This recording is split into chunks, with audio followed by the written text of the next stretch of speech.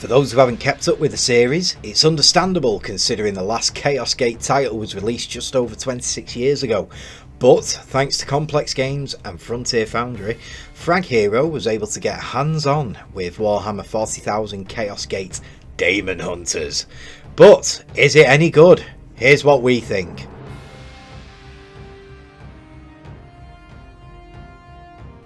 Just a friendly reminder though, that we did play a preview build, and what we talk about today may be subject to change by launch. The preview kicked off with a quick tutorial that throws players straight into the fray. It highlighted Daemonhunters' strong focus on tabletop friendly movement and hit phases quite well. Fans of the tabletop game should find the transition into Daemonhunters subtle, with changes only made to enhance gameplay and combat pacing. As I'm sure we've all guessed by now though, this game is a squad turn-based RPG much like its predecessor, where players will assume the role of a Grey Knight squad. In the tutorial, we see the Grey Knights working with Commander Agravain to eliminate a Khornate cult. Seeing each member of the squad having their own role was a delight to see, and is also relevant to the 40k tabletop. So we've got Technomancer, heavy ranged weapons, assault troops and much more. And they all have their own relevant skills and effects.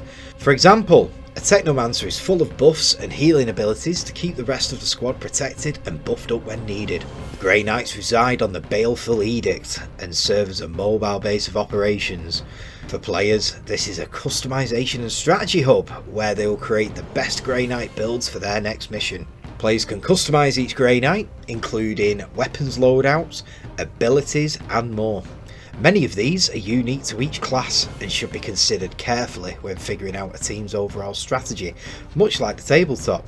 For those looking for some chunky lore content, players can make their way to the Libris Malleus and Inquisitor Vakir's research into the Bloom. There are also opportunities to work on the Baleful Edict and learn more about the Grand Manufactorum too. Strategy is a big part of Daemonhunters, as is knowing Grey Squad's strengths and weaknesses, and the tutorial highlights this perfectly.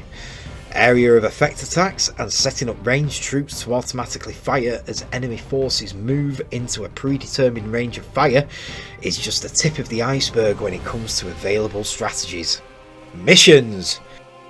We were treated to 3 missions in total, which showcase the various situations players will find themselves in whilst fighting off the Bloom threat and the forces of Nurgle. Here's a summary of each one. Eliminate the Seed Carriers. Following a brutal ultramarine assault aimed at controlling the spread of Bloom seeds, the Grey Knights are dispatched to bring Nurgle under control. The main strategy here was keeping our Technomancer out of the firefight in order to heal the squad whilst pressing onto key points of the map to secure the Bloom seeds.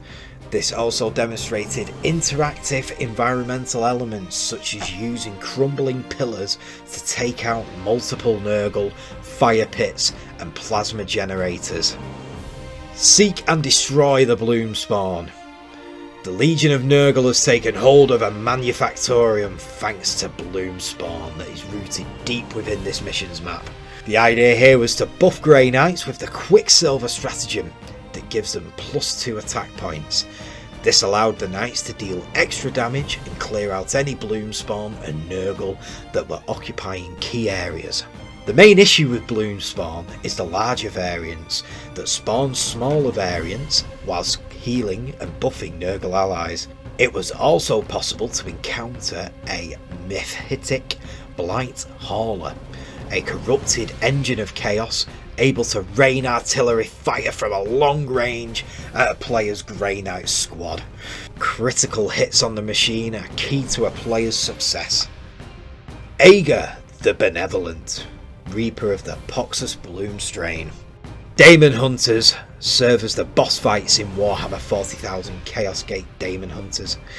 Ager the Benevolent was shown in our hands-on preview, and he's responsible for spreading the Poxus strain of the Bloom.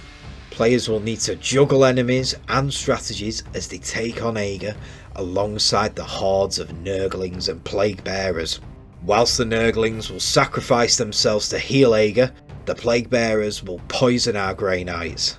The best way to take care of this boss fight was to take out the Nurgling dens and use mass purification.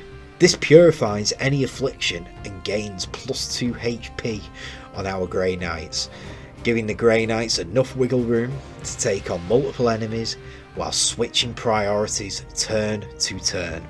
Summary. All in all, Warhammer 40,000 Chaos Gate Daemonhunters is looking great. For fans of the franchise or RTS fans looking for a different universe to dive into, Daemonhunters has strategy, customization and nostalgia in bags. If this preview video has been useful to you, please consider liking the video, subscribing and hitting that bell. It really helps us out and will allow you to see more videos from us like this one. Thanks everyone, and see you in the next one.